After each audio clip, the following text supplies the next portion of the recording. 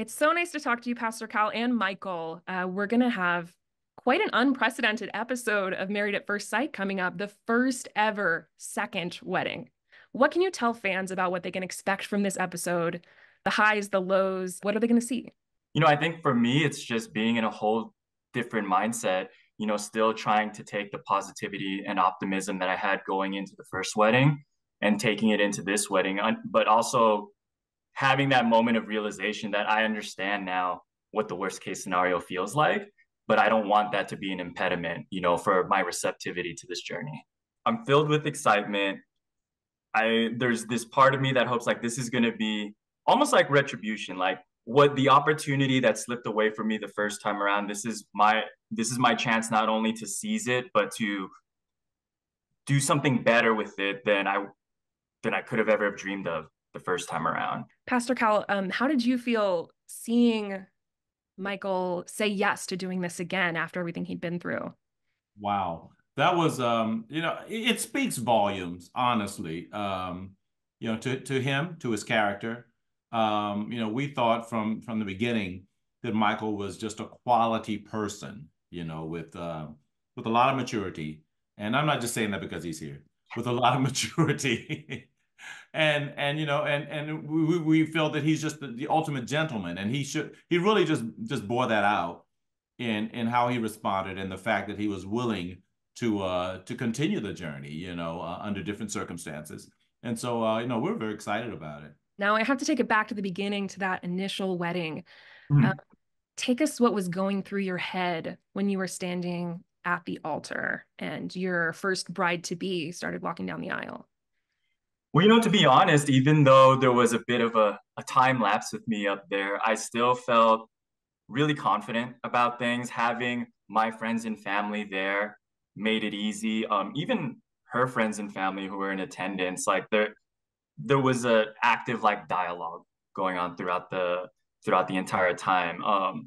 Once she had walked down the aisle, I could kind of sense that there may have been some concerns. But my whole mentality was, regardless of any of that, just don't mirror that.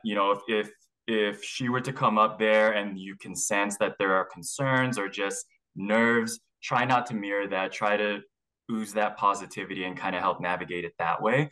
So that was still, my mentality and how I was feeling up until, that actual moment at the altar. Now you go back to like your room, it's all over. What Mhm. are the different emotions going through your head? Well, the first one for me was just empathy. I think when we had that brief moment where we got to speak to each other at the altar, and honestly, I wasn't harboring any type of resentment or anger. I could see that I and we're in a unique position. Like I think one thing that connected us both is we understand how hard this is and how difficult this could be. So ultimately, even though, it was a painful moment, I think it was important for her to be honest and true to herself. And if she couldn't do this, then that was the right thing to do. But to your point, from an aftermath perspective, that's when kind of all the emotions were a bit overwhelming. It's one thing kind of going through that embarrassment with your friends and family, and it's another thing realizing like, oh, this is going to be broadcasted for everyone else to see.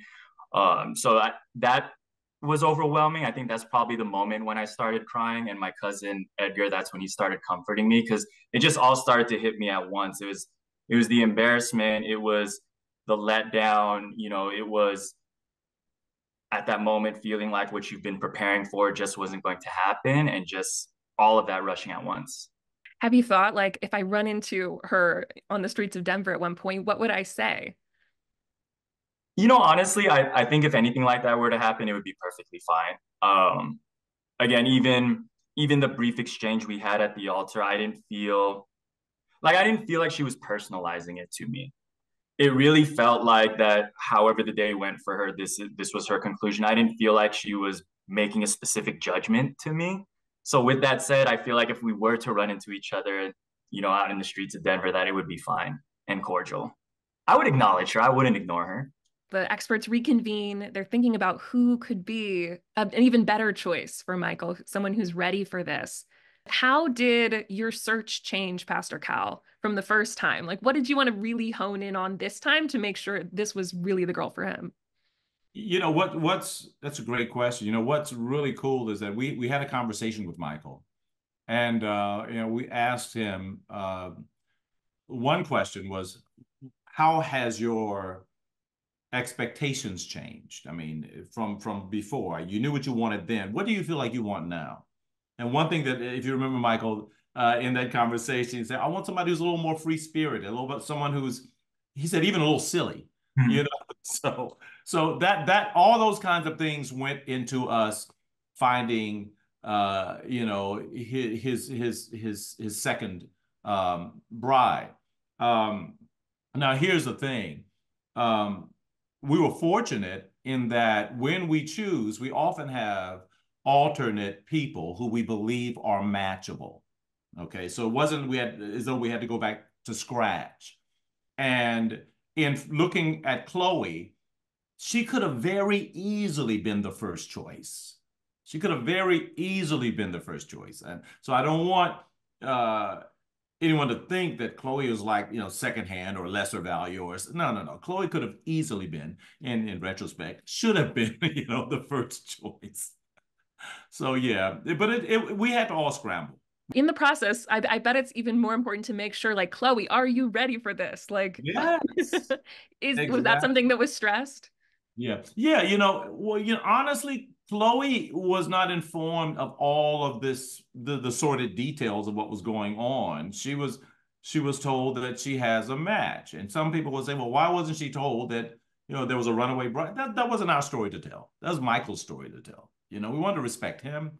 We didn't want to add any extra stress. I mean, imagine if you tell someone, well, I want you to marry a guy, but there was a marriage before, and I mean, her first question is going to be, well, what's wrong with him? And so we're not going to take that responsibility. So we wanted that to be a story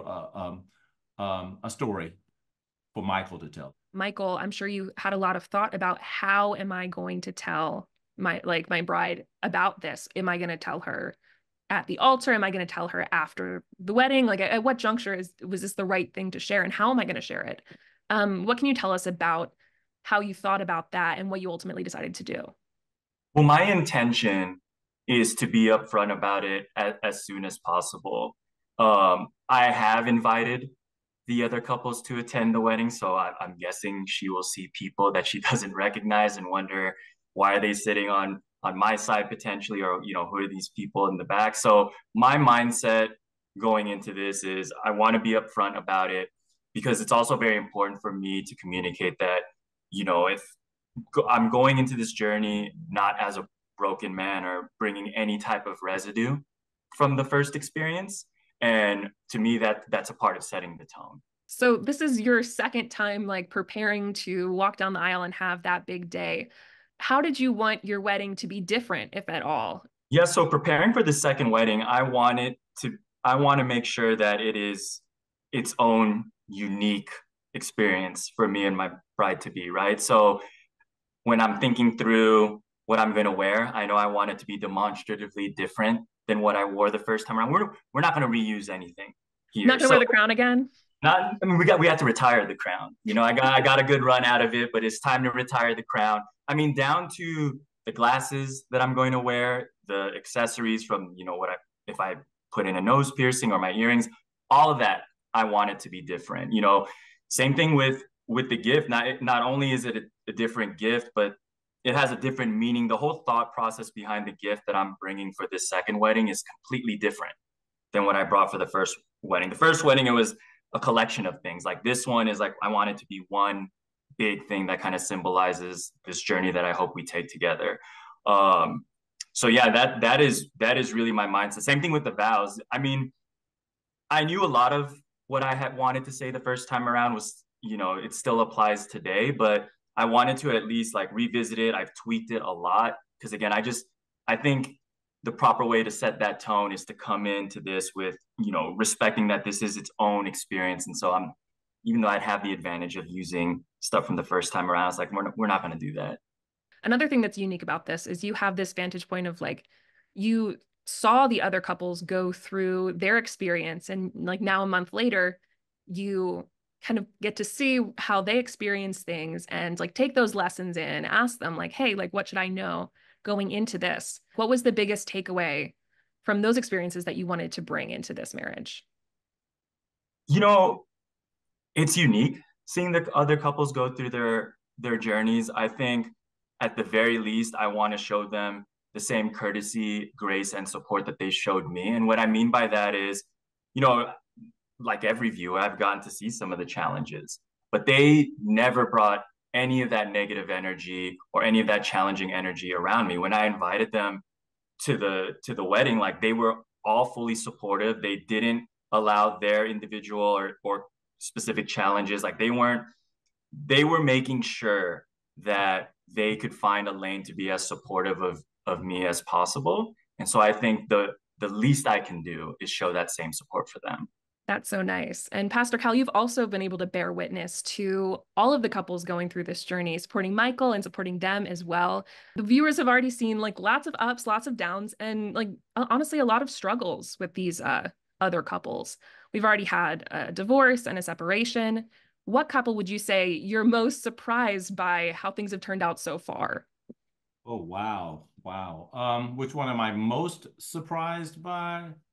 Um, I'm surprised by all of them, but yeah, of course, Lauren and Orion. I knew you were going to say that because I know you have such a soft spot for them both. Oh my God. So I often believe, and I guess this is sort of like what happened to Michael. It was complete disappointment, but I always believe that when we put these couples together, that they all have the potential to succeed. They all have great potential to succeed. What separates success from failure is consistency and commitment.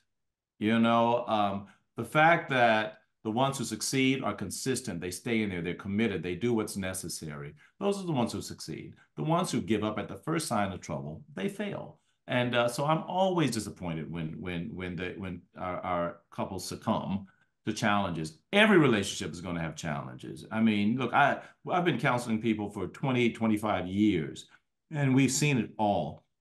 And sometimes when I see what they're going through, I'm saying, you know what, look, you guys can recover from that. I've seen so much worse, but unfortunately, everyone doesn't have the fortitude, to stick in there. But I think that our couples are going to you're going to be surprised. There's going to be some great, great, great things happening. So I'm excited. I'm excited too. It's always interesting as a viewer to see, the ups and downs. Like sometimes you're like, oh, this couple is not going to be able to make it work, but then they turn it around and it's really surprising. Speaking of Lauren and Orion, you had that scene where you were called in while they were on their honeymoon, and that was really one of the harder points for them, Yeah. and like where they could not come back from, and you got to witness that firsthand. You were talking about how, some couples can't make it through that first sign of struggle. Do you really believe that they had the ingredients to make it through? What would you say was like the true problem that ended their relationship? Of course, I believe of course, they had the ingredients to make it through. And I believe that, I mean, if I were to be completely honest, um, forgiveness, grace, all these are things that needed to be employed in order for them to get through. I believe that Lauren was incredibly apologetic. And you saw that. I mean, but sometimes I think that we get in our own way.